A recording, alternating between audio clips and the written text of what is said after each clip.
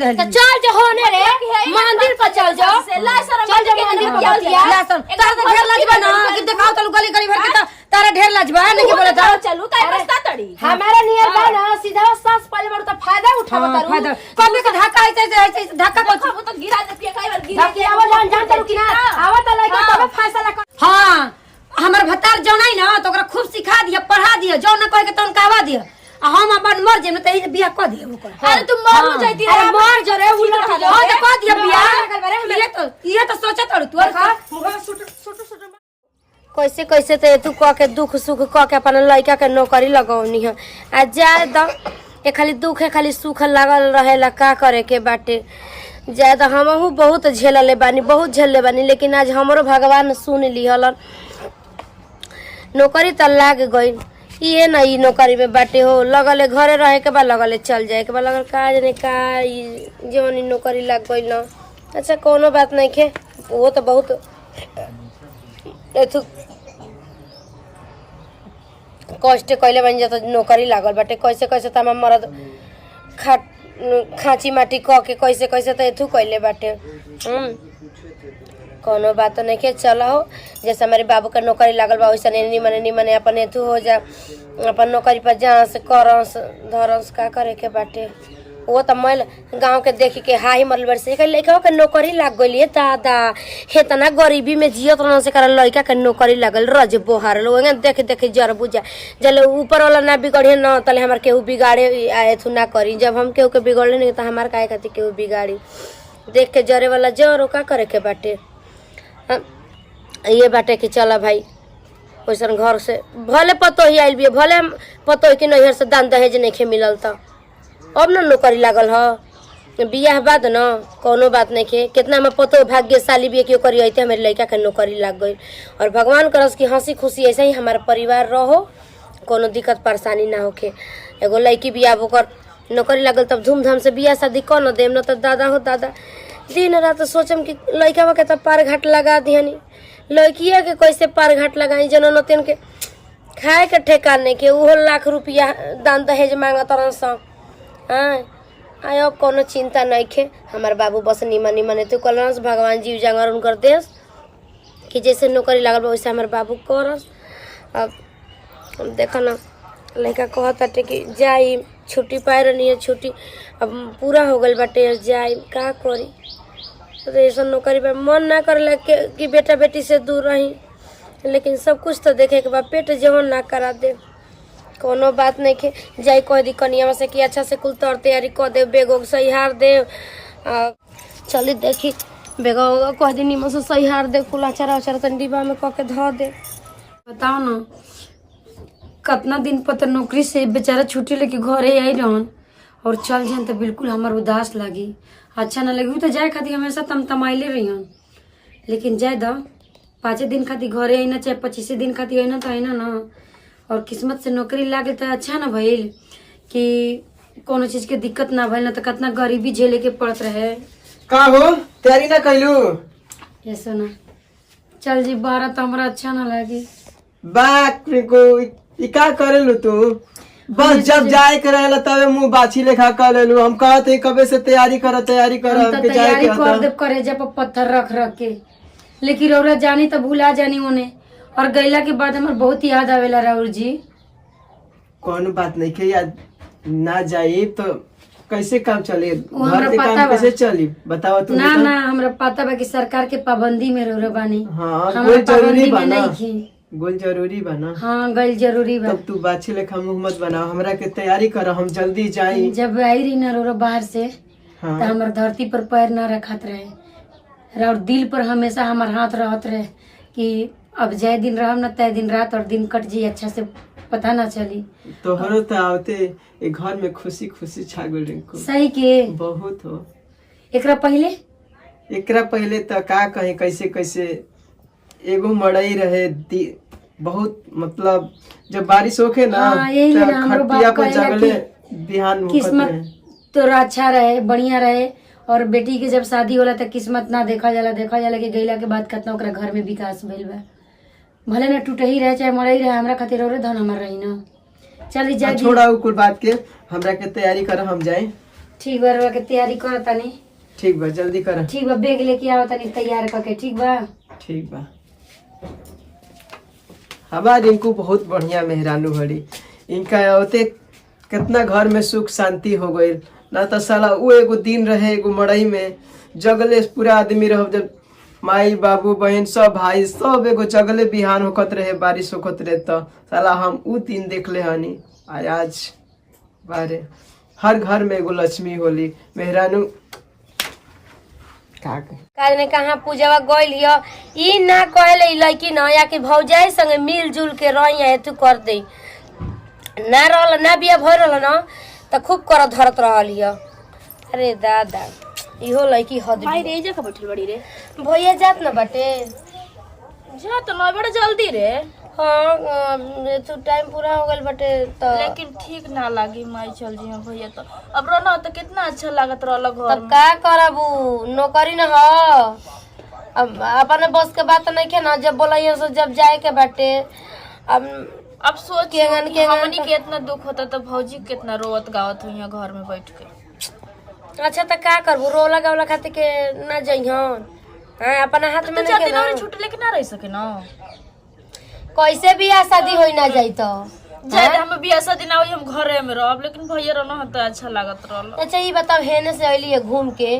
तोरा ना बुझाला कि हम जाए वाला बाबू मैंने कुछ काम धाम कर देई हैं तो भौजी बनाइए देले बड़ी खस्ता बनवावे के रहल कहां रहली हो बा घूमे गइलन अब भौजी बड़ी तो हम ही बनाई पहले तो भौजिए कुल करी हम तार संग लरा भौजिए जाई हम बता तब डांटत रहे। हां डांटी ना त का करी हैं तारा खातिर इतना करत ना तू कुछ ना करबू का हम नहीं करत मन ने की वो मन तू बतिया बबुआ जाते नहीं रे माई। चल दिहलो हाँ माने कि कुछ चीज रखला सब बेगा में ना कपड़ा लते कब देखी अब भैया वो तो 4 दिन और ही छुट्टी लेकर रह जाता ना बचिया छुट्टी अब कैसे उतने दिन खातिर अइले ही रहनी है। ये तो भेंट कला कनी वाले हाँ रोवतिया रोतिया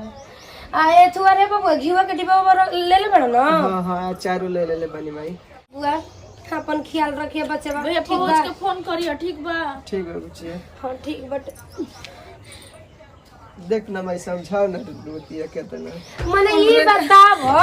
हंसी खुशी मर्द के भेजे के चाही तो रोवला के का जरूरत बा रोगा के भेजल जाला मर्दन के ना हमार वो नहीं कि हम पैदा कइले बानी तो जितना दिन रही उतना दिन थोड़े अच्छा लागत रहे और का घर में ही बुझत रहे कि उजाला छोले बटे। अरे भाभी हमनी के बानी जानो ठीक बटे ठीक है माई हम जाती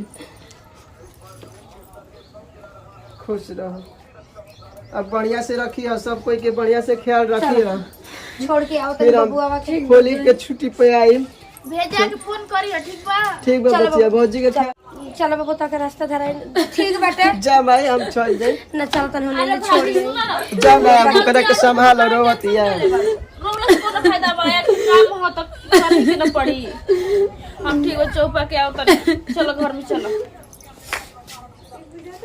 कुछ अच्छा नहीं के लागत सच में भैया चल गए ना तो अब हमनी के इतना बुझाता है तो भाभी के कितना बुझाई रुको चुप कर दे। बताओ ना रही तो कितना नीमन लागत रहे जना तरह के घर है अगना एकदम उजाला छोले बा। अब तो काम में मनो न लगी हमार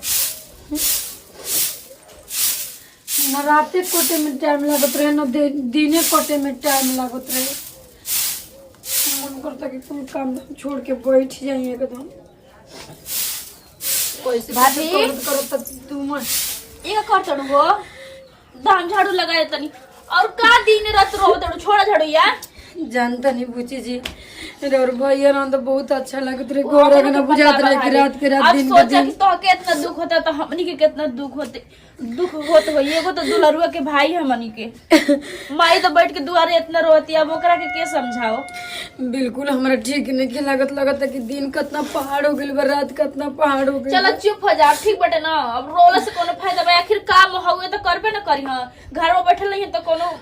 खर्चा तो चल ना पाई। ठीक रोल धोल बंद कर और जाके दूसर कोनो काम कर लो खाना वाना बना दो ठीक बटे हम झाड़ू लगा देता ठीक बा ये हो जाई का करे अब कितनो हम त मरद ना हम अब केनो मेहरारू के बुझाई भाई जब ओकर मरद चल जाई तो आ जाए तो समझा बुझा के रखे के का करे के। एगो तो भौजाई भी हम चल तनी झाड़ू उड़ लगा के आ आराम से सोचता जा तनी माई के समझा दे तनी। वो दुआरे बैठ के तो रोते भी या का करे नी भौजी रोतड़ी ओनी माई रोती। आज तो झाड़ू लगाए ले जा अब हो गइल ना। हाँ ला उठावा। एगो और बाप रे बाप भारी लागत दीदी। तो कौन सी हलुक लगेला।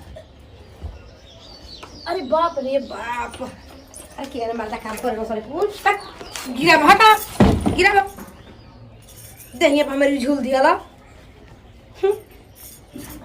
मुआ खियावला हमर का भइल कि हतरी माटी नहीं के तारा से जा। तब तू हमारी और ये उठावा तर हम ले देम बिगे तो तारा का पार पे उठावा तनी तो ला धर ए तन ले जा तन उड़ ना रहो कह जे त का करबो। मुआ खियावल मुआ बेकार कर दे। खियावल बुझाता कि उठावो और अरे उठावो भारी लागत उठावो ना। अरे का बात 24 घंटा ना खड़े दिखावे ला हमरा के जानबूझ के अंदाजे लो मुआ खियावल मुआ बेकार हो गइल कि हतनी माटी नहीं खेल करा। 24 घंटा इनका लड़कियों के देख के मजाक के रहे पूजा वाले अरे तो पूजा के मैं नाराव को से गले दादा इहो खूब मजाक करे ना रे। माई रे सुन देख ना झाड़ू का लगा दी ओकर मन बढ़ गइल बटे अब ले सुतल बिया। मने काहे अपन मनवा के लगावत ये तना रे हैं लइका हमारे वजह से नौकरी लागल तो हरी भैया के हमारे वजह से मतलब वो भगवान ही है कि ओकर वजह से नौकरी मने लागल। हमर लइका इतना पढ़ल लस लिखल लस मेहनत कैलस चाहे हमर मर्द खाची माटी क के चाहे जैसे भी एतु कल ओकर ऑयल का से खाली हां तो तू कहा का ओकर भाव बढ़ गेल का तो कहू और ना कहबी अब बता सुबह त जा तू झाड़ू लगा के दो। एगो तेंगे ना सर्दी जो खाम पड़बो कनिए के तनी चाय बना दे तब ले सुतल बेतान के सुतो हमहु ना करब कुछ छोड़ छाड़ दे तनी। अबे हम ओकरा के बतावत तनी ढेर अपन मन के लगावत तनी ना बोलत तनी ना बोलतनी ये कहाला आकि शुरू से डांटे बोले के चाहिए दिन पर दिन कपार पर चढ़ जाती है चढ़ा के उ चढ़ गई भी है कि एगो पतो ही भी तो पतो ही। अरे बच्चों के केतना हम जानत रहनी हो तोरो से हद जानत नहीं कि हमार बेटी ही है लेकिन वो बता हमारे लड़की के तबीयत खराब बता तनी एक कप चाय ना बना के दे त के देई हैं झाड़ू का लगा दिला सुनकर मन सह की गईल नहीं की बोलतनी वही से देखा तनी का तो तोरा खाली बड़ तू है अब करती तो बेकार लगता है तोहरा ज्यादा मैं सब कर दिया नहीं न अब उनकर धके आगे बाके पूरा करे ले एकदम से नहीं से भौजाई नहीं के अब एकर मतलब कि तनी मनी सगे काम धंधा करवावे लगनी त कपारे पर चढ़ गई और तो छोड़ा दे करे तो ढेर उहाई लागल बाटे हैं कौन आदत सीख ले बड़ू बछिया ये काम धंधा क के तू कर दलो तू ना तहरा के बोलत रहनी हां लड़की का हमरा सर्दी चोखा मार बेटे तबीयत खराब बता तनी तू एक कप चाय ना बना के देबू एक कप चाय ना बना के देबू रोज रोज के गुलाम लागल बनी का हम हाय हो राम जी जवन मेहरारू एक शब्द बोलत ना रहियो हां ता ना बोले लागल ये आदमी के मर्द के कमी सब कोई खाओ आ ये आदमी सब कोई के कपड़ा पिचा के गोड़ दबाव के चाय बना के दो आ ये बचिया 9 महीने पेट में पोसली पलली हो हगल मुतल कोइनी हेते चुकी से हेते बड़ा कोइनी पढ़ा लिखा के हमर मर्द कैसे कैसे नौकरी तू है ना बचिया बतारू मर्द पढ़ा लिखा के नौकरी ना लगले जब हम आइनी तब नौकरी लगल टूटा घर आइला पे बिल्डिंग पर के लगल मार के सुनी रो कितना दिन से मम्मी जानत रही जानी ना अब हम मम्मी ना जानब समझ नहीं जितना सास बन के रही पतो बने की कोशिश मत करी मतलब कि तू देवी देवता हौ काहे सब कि तोरे चलते हमें लेके का नौकरी लागल बाटे जानी ना तोर माई केवन तरह के सिखा बुद्धि देती रे रानी अरे सखी से हमर सब कहली सन कि का हो तार मर्द के नौकरी लागल तू अपने बढ़िया जइयन के उहे काम करत होई ऐसा अब उहे तोरा के सिखा बुद्धि देता से इहे दिन रात मोबाइल ले रहत उहे खाती के हैं दूसरे के कॉल करबू दुनिया के कॉल त कहां कुछ होत रहल हां निमन से आज बेकार से बना आदमी लइका रहल त का कहलू का एक दिन सुत ना कहनी हां तो वो ड्यूटी पर से आवे न 5 दिन खातिर छुट्टी लेके तो सोची ना कि 5 दिन खातिर आइल बन त आराम दे दो कर हट रो क के रखल रहने ठीक ना जत्ता में बाई में काम धंधा ना कर बिना हम गुलाम ना रो करे को रो करी उ का दिन भर मची हन मजिया दिन भर रब का मतलब ये ठीक है बा हम फोन में ए तू राय बात ले ले तनी कि बाबू तू का कहत रे जाई ना फोन में रहे बतले चाहे जौन मन के तौन करी के चले बा ठीक है बाटे तू करा अपने मन के बच्ची हम कब सपना में ना सोचला नहीं कि एगो पतो है बारू तक पार पर चढ़ के मुताबू हम कब लेकिन तार माया जी ना तार माया जी तार का नाम भर देले बाड़ी सब तो ऊ काम में नहीं है सब केहू बिगड़ ही के बुद्धि दे बनला के बुद्धि ना दे ठीक ना है तो अपने बिटिया को जवन के दिन भर घुमावा ना कबो कहली बिटिया के कहां से तनी बर्तन माज दे कबो कबो कुछ कह दे खाली हमारे फेरा में रहली ठीक ना अपन धधाइल बोलू कि हमर लइका क दी देखो त ना तार लइका तार सुने ना के हमार सुने ना नौकरिया लगावला सही नौकरिया लगाव के झेलते रह जी तू आज ले कहीं कुछो ना उखड़ी तू तो हमरा नियन दिन में बाकी नौकरियो लाग गइले के बाद हे भगवान हम कबो ना सोचला नहीं कि हमारे संग ऐसा हो कि लइका रहता तो लइका के देखौटी में पॉलिसी मारती कि हम खूब ससुई के नंदी के करतानी हम मरद के गरिया के लइका के पैसा रुपया ना दिहन त तू करत रहनी आज नौकरी लाग गइल तो ऐसे करतिया हम कबो ना सोचले रहनी है भगवान भाई कितने से केने हमरा के दिन देखे के पड़त आटे अरे का रोवत है टेंशन के लिए सब सुधर जाई सुधरे वाली बिया पहले एगो बात चढ़ाउल तू हई एगो बात हमरा के तोर नहीं के जाय देते बच्चे जनलू नहीं खे जाए देत चल चुप रहो ठीक बा ऊ कुछ ना करी तभी हम बारी ना हम तोरा के करब धरा पे पका के खियाई सोचनी है कि एगो बेटी बिया अगर बिया शादी कर दी हमारो टेंशन खत्म हो जाई तो ये अलगे तिथि में रुक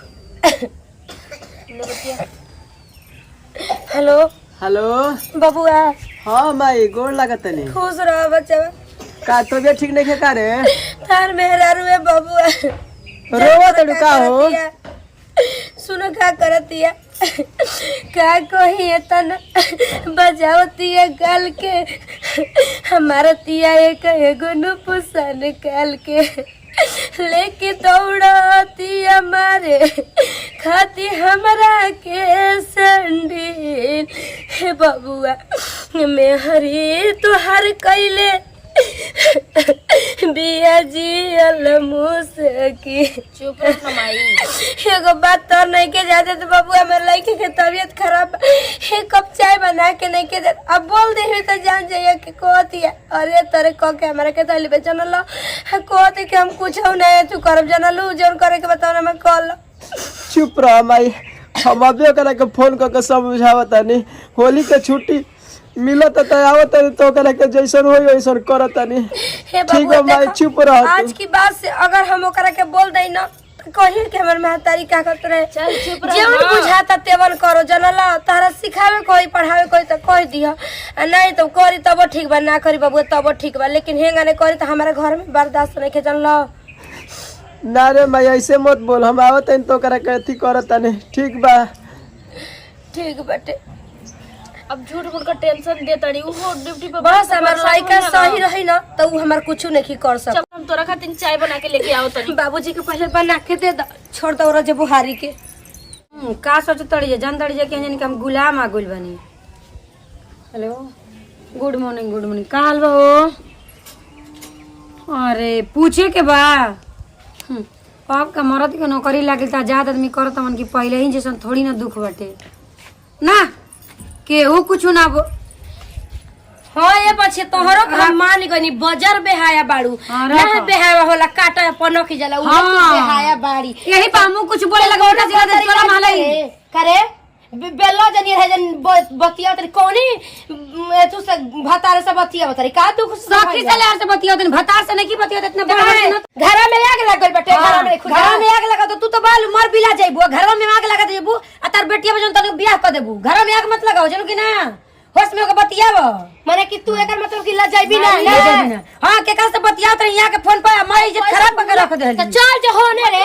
मंदिर पर चल जाओ चल जा मंदिर पर बतिया ला सुन तारा तो ढेर लाजबा ना कि देखाओ तलू गली गली भर के तारा ढेर लाजबा नहीं बोले था चलू काय बस्ता तड़ी हमारा नियर बा ना सीधा सास पहले बड़ तो फायदा उठाव तारू फायदा कभी के धक्का ऐसे धक्का को वो तो गिरा दे पिया काय बार गिरा बाकी आवा जान जान तारू कि ना आवा त लइका तबे फैसला कर हां हमर भतार जौनाई ना तो ओकरा खूब सिखा दिया पढ़ा दिया जौन न कहे के तन कहवा दिया आ हम अपन मर जेम त ई बियाह क दिया ओकर अरे तुम मर हो जाती अरे मर जो रे उल्टा खा हां तो क दिया बियाह ये तो सोचा तड़ तू देखा मुंह सुट मत चला जान तारू कि ना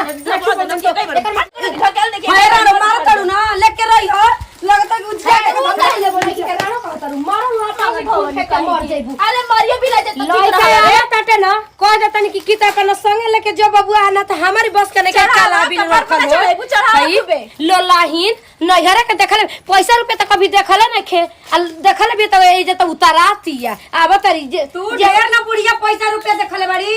देखले रे राखी देखी देखले ओई तरह बजबू छुन्नर कही